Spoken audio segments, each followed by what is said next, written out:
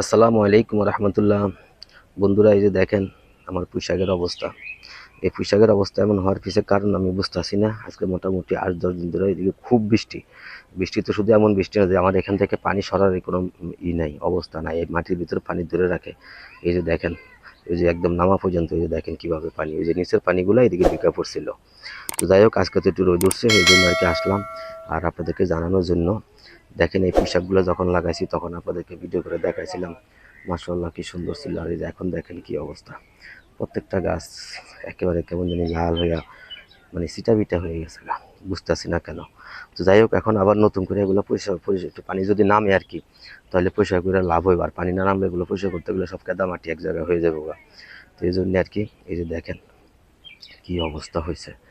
আর সবচেয়ে বড় বিষয় হলো যে পানির যে বিষয়টা, এই পানি তো এখন আর এটা নামানোর কোনো ব্যবস্থা নাই যে আমি ইচ্ছা করলে কিছু করতে পারবো। এই দেখেন একদম ওই আমার নামায় যে মাছ চাষ করছি, মাছের পানির সাথে এই যে দেখেন এক সমান হয়ে গেছে, ওদিকের পানি এদিকে ঢুকে পড়ছে।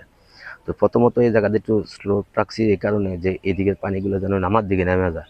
তো এখন বৃষ্টি হতে হতে এত বৃষ্টি হয়েছে যে এগুলো সব এমনভাবে ভরছে যে এই যে দেখেন এখন ওই নামার পানি এদিকে ঢুকে পড়তে আছে। তো যাই হোক, আজকে মোটামুটি 8-10 দিন সবাই জানেন আপনারা বড় ধরনের বৃষ্টি হয়েছিল। আর ওই যে ফাঁকা জায়গাটা, এই জায়গায় কয়টা ম্যাডাম কয়টা লাল শাক লাগাইছিল এই বৃষ্টির আগে, আজকে মোটামুটি 10-12 দিন আগে। যাই হোক, ওইটা দেখেন ওই জায়গাটা ফাঁকা, ওখানে কোনো কিছু হয়নি, বৃষ্টিতে সব দুই আমি গেছে গা, এই আর কি অবস্থা। আর কি বলবো এই লাল শাকের কথা। লাল শাক আলহামদুলিল্লাহ এটা আমি করছি অনেক দিন আগে, এটা প্রথমে লাগাইছি আমি খেতে।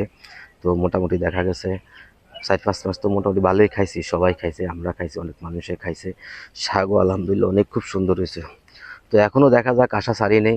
যদি একটু মানে পানি যদি কিছু নামে, আর যদি মনে করেন এটার নিচে ঘটনা হয়েছে কি, এখানে আমি আগে বালু ফালাইছি। বালু ফালানোর পরে এই যে লাল মাটি দেখেন না মাটিগুলো কেমন, পরে এই মাটিগুলো ফালাইছি। মাটিগুলো হলো খলার মাটি আর কি, ওখান থেকে পাইছি, কিনে আনছি, পরে ফালাইছি। তো যাই হোক, এটার নিচে আর কি খুব নরম। আপনার ওই যে ওই মাথা দিয়া ওই যে ওখান দিয়ে পাড়া দিলে ওই যে গাতরা দেখা যায় ছোট্ট একটা তালাবের মতো, এদিকে পাড়া দিলে পা পর্যন্ত ডাইবা যায়, এমন অবস্থা হয়ে গেছে আর কি। তো যাই হোক, আল্লাহ যা করে মানুষের মঙ্গলের জন্যই করে। যাক, এখানে এটার প্রতি আর আমার কোনো কষ্ট নাই এই কারণে, কারণ এখানে পরিশ্রম অনুযায়ী আমরা অনেক শাক পাইছি, অনেক অনেক। এই যে এখান দিয়েও গাছ ছিল, ওগুলো উঠে ফেলাইছি, খাইতে না পাইটা শেষ পর্যন্ত আপনাদেরকে ভিডিও দিয়ে বলছিলাম। ওই মাথায়ও যেখানে লাল শাক লাগাইছিলাম আর কুটুক জায়গা তো ওখানে লাল এই পুঁই শাক ছিল। তো যাই হোক, আলহামদুলিল্লাহ আল্লাহ খাওয়াইছে, আমরা খাইছি, এলাকার মানুষে খাইছে, অনেকে খাইছে। যাই হোক, যার যার কিসমতে ছিল আল্লাহ তাকে খাওয়াইছেন। তো এখন জানি না কি হবে। আমি আবার বৃষ্টি 2 দিন আগে দিয়ে কিছু আগা ফাগা আর কি, যে 2-3 দিন আগে কিছু কেটে কেটে এই যে দেখেন দেখা যায় এগুলো নিয়ে গেছি। তো যাক আলহামদুলিল্লাহ, এখন আল্লাহ যা করে মানুষের মঙ্গলের জন্যই করে। বন্ধুরা, যদি আর কি, আর কি বলবো, এই আর কি, এটা আপনাদের দেখানোর উদ্দেশ্য হইলো যে আপনারা দেখছেন একসময় লাল এই পোশাকগুলো খুবই সুন্দর, আর এখন এই জন্য দেখাইলাম আপনাদেরকে, দেখেন কি অবস্থা হয়েছে পোশাকগুলোর। তো বন্ধুরা, আপনারাও যে যেখানে পারবেন গাছ লাগাইবেন, ছাদে পারেন, বারিন্দা পারেন, উঠানে পারেন, যে যেখানে ফাঁকা জায়গা পাবেন গাছ লাগাইবেন।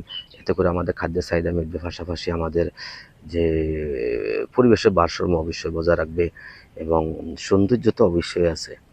তো বন্ধুরা, আমি জানি না আপনাদেরকে আমি কতটুকু উৎসাহিত করতে পারতেছি। আপনারা অবশ্যই আমার ভিডিওটা যদি ভালো লাগে লাইক করবেন, কমেন্ট করবেন, শেয়ার করে সাবস্ক্রাইব করে আমাকে উৎসাহিত করবেন। আজকের মতো রাখি, সবাই ভালো থাকবেন, নিজের খেয়াল রাখবেন। আল্লাহ হাফেজ।